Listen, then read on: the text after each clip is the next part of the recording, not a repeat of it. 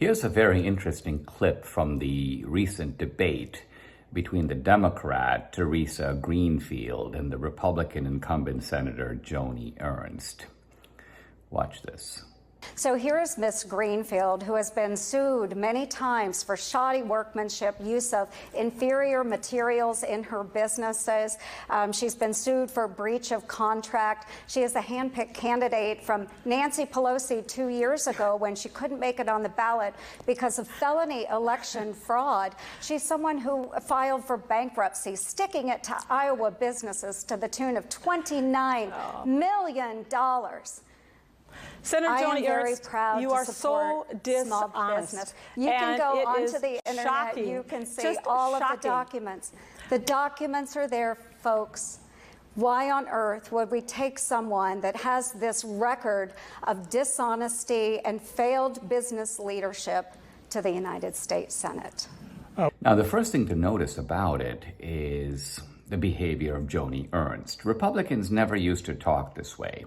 They would usually make relatively benign insinuations about the Democrat. They're for higher taxes, or they're weak on defense. But here is Joni Ernst going sort of full savage on her opponent, attacking her business credentials, talking about the lawsuits against her, talking about her top aide's criminal record.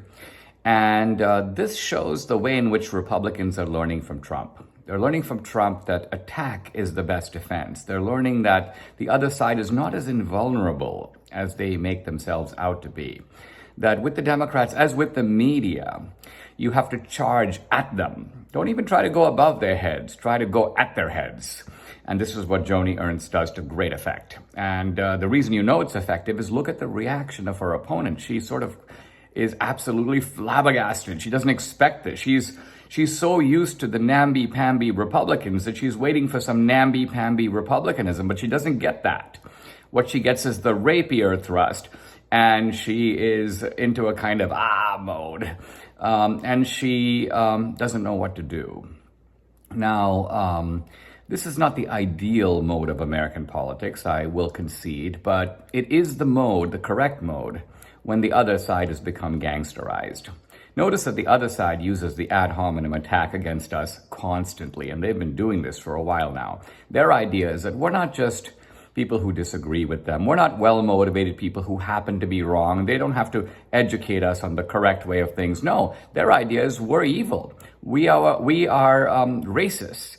Even our patriotism is really a form of jingoism or xenophobia. We despise women, we despise minorities, we're anti-gay. So their attack is on our motives. Don't listen to these people because they're wicked people.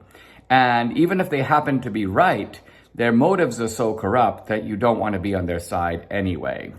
And this is why a lot of young people shy away from Republicans. They've bought into this vicious accusation. So it's time to give the other side a taste of its own medicine. This is the new Republican Party. It's not Reagan's party because we're not living in a Reaganite environment. The opponent today is not abroad. We're not fighting the Soviet Union. We are having a kind of cold civil war with a domestic enemy, the enemy at home, if you will.